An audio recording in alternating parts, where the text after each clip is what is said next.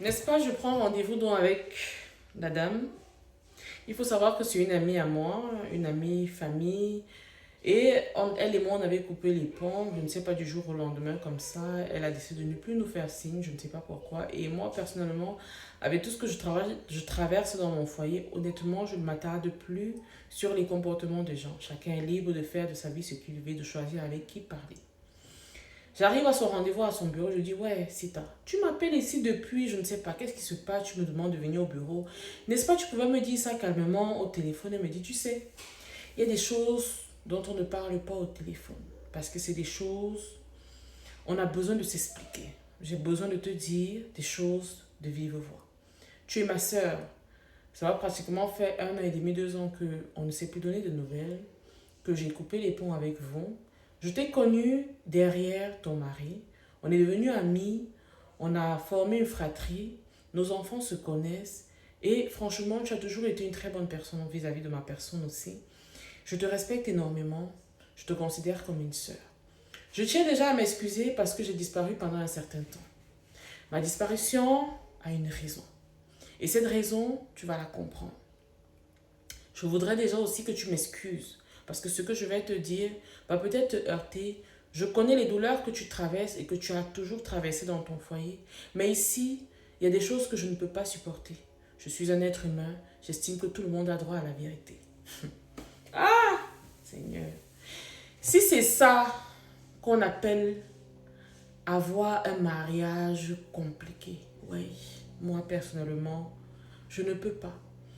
C'est-à-dire que personnellement, en ce qui me concerne, je suis arrivée à un niveau de ma vie où le mariage ne fait pas partie de mes priorités. Si ça arrive que je me marie, je serai contente, je me marie. Mais pour que je me marie, moi, aujourd'hui, il faut que cette personne ait la capacité de pouvoir me convaincre plus que ça.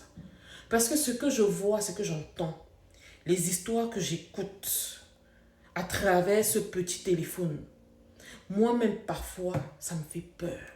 Je me demande dans quel monde on se trouve. Est-ce que l'amour vrai existe encore? Je ne sais pas. Est-ce que les gens se marient encore de nos jours parce qu'ils s'aiment véritablement? Parce qu'on parle de nos pères, parce qu'on parle de nos frères, on parle de nous-mêmes. Il n'y a pas de différence en ce qui concerne les générations. C'est toute génération confondue. Les gens me parlent souvent de oui, nos pères faisaient ça, mais je peux vous dire qu'à l'époque, là seulement, il n'y avait pas les réseaux pour exposer certaines choses. Sinon, nos mères ont toujours vécu des choses incroyables. C'est juste qu'elles ont choisi de ne pas en parler. Et c'est désolant parce que nous aussi, on arrive, on plonge dans ça et on subit ça. Parce qu'on n'a pas de prévention, on n'a pas de conseils, on n'est pas avisé, malheureusement. Quand tu te réveilles de ça, tôt, comme nous autres, tu choisis de partir. Oui, mais on va te juger, on va te condamner, on va dire que tu es la pire des personnes qui existent parce que tu as choisi ta paix et ta santé mentale.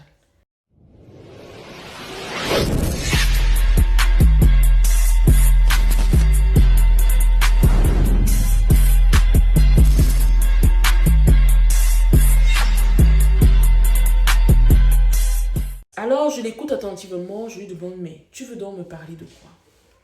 Elle me dit, tu te rappelles, la dernière fois que toi et moi on a parlé au téléphone, je t'ai dit, beaucoup de courage dans ton mariage parce que je sais à quel point c'est difficile. Cette période-là, tu venais de faire une longue maladie et tu étais sorti de l'hôpital. Je n'ai pas pu venir te voir, que ce soit à l'hôpital, que ce soit chez toi. Je sais que tu as dû poser des questions, tu t'es demandé, mais comment ça? Mais voilà, j'avais mes raisons et mes raisons sont les suivantes. Il y a de cela quelques temps, je t'avais dit que ma sœur avait mis un enfant au monde. Et on ne savait pas exactement qui était le père de cet enfant.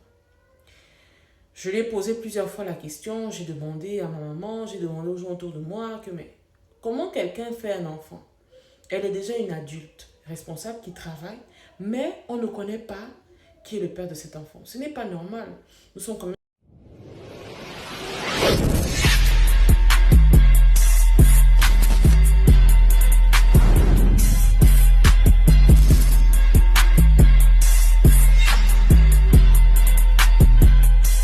Je lui ai dit, tu sais, tu es trop dans le suspense, je suis fatiguée, j'aimerais que tu me dises. Honnêtement, quand on parlait, elle et moi, je ne m'attendais même pas à ça parce que j'avais les idées très loin.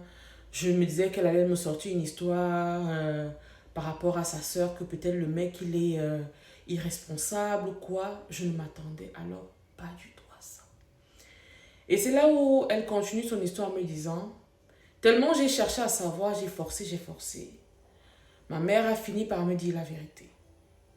L'homme qui est le père de l'enfant de ma sœur est l'homme qui t'a épousé. La première information n'est réellement pas passée. J'ai continué à discuter avec elle en lui disant, ah vraiment, si ce n'est pas évident. Elle me dit, est-ce que tu entends ce que je te dis?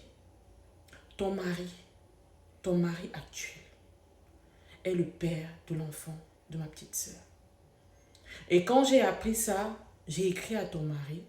Il ne m'a pas répondu. Il m'a fait un vu et ignoré. Et moi, je me suis dit, ça ne sert à rien. Je préfère me retirer. Parce que je ne voudrais pas que demain, si ça sort, que tu penses que j'étais complice. Alors que je ne sais rien.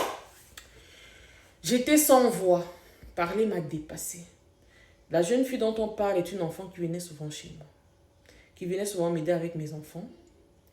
Que j'ai même eu à aider de temps en temps. Que je considère comme une petite sœur. Parce que nos familles sont déjà des amies. Apprendre que c'est la même jeune fille qui est en couple avec mon mari me choque tellement.